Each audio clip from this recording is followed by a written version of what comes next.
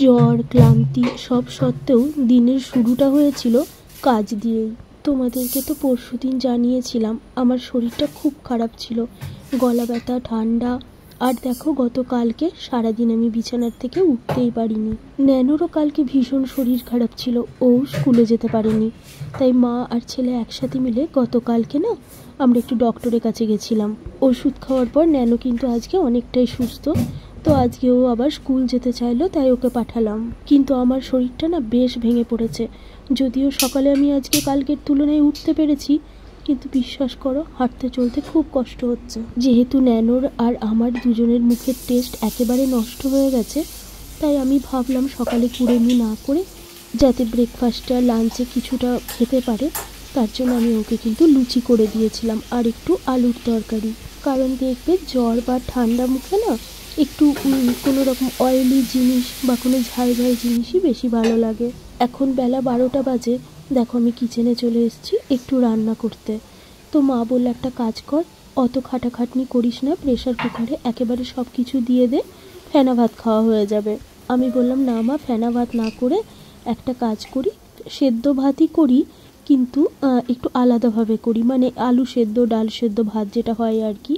আর ফ্রিজে দেখো কিছুটা তোমার ওই উচ্ছে ছিল, এই সময় কিন্তু জ্বরের মুখে কিন্তু উচ্ছে খেতে, তেতো খেতে খুব ভালো লাগে, ওই জন্য উচ্ছেটা কিন্তু আমি করে নিলাম। কিচ্ছু খেতে ভালো লাগছে না, বিশ্বাস করো। সকালে তো আমি ব্রেকফাস্টও করিনি। তারপর এখন দেখছি রান্না করতে করতে একটু খিদে পেয়ে গেছে আর গলাটাও ব্যথা করছে, ওই জন্য আমি সাইডে একটু আদা আর লবঙ্গ দিয়ে একটু লিকার চা করে নিচ্ছি। আমার একজন ফলোয়ার্স বোন আমাকে একদিন বলেছিল, দিদি তুমি একদিন উচ্ছের একটা রেসিপি দেখিও।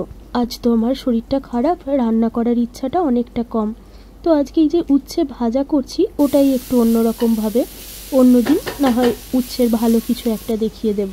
আজকে আমি নুন হলুদ ছাড়া উচ্ছে ভাজাটা একটু লঙ্কার গুঁড়ো আর সামান্য একটু আদা আর রসুনের পেস্ট দিয়ে ভাজছি। আদা রসুনের পেস্ট তো করা নেই, তো আমার ফ্রিজে এরকম রেডিমেড আদা রসুনের পেস্ট রাখা থাকে, যেটা এমার্জেন্সির সময় আমি ইউজ করি, না হলে খুব একটা ইউজ করি না। তো আজকে আমি ওটাই দিলাম সামান্য একটু টেস্টের জন্য। আর একটা কথা, উচ্ছে ভাজার সময় কিন্তু আমি নুনটা অনেকটা পরে দিই, কারণ প্রথমেই নুন দিলে না একদম তোমার মানে পুরো চিপসে যায়, ছোট হয়ে যায়। জানো তো ওষুধগুলো খাওয়ার পর এত ঘুম পাচ্ছে, কিন্তু যখন ঘুমাতে যাচ্ছি তখন ঘুমটা ঠিকঠাক হচ্ছে না। এই যে কি প্রবলেম, যাকেই আমার শরীর খারাপের কথা বলতে যাচ্ছি সেই বলছে আমারও তো হয়েছে।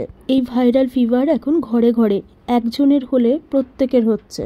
বাইরে কিন্তু অল্প বিস্তর বৃষ্টি হয়েই চলেছে, এখন রাস্তায় বেরোলে হাতে ছাতা না নিয়ে গেলেই বিপদ, যখন তখন বৃষ্টি চলে আসছে। আর এদিকে মানুষ তো অফিসের কাজে মুম্বাইয়ের বাইরে গেছে, আবার চায় না একটু গোটা গোলমরিচ দিলে ভালো হতো, কিন্তু গোলমরিচটা না আমার শেষ হয়ে গেছে।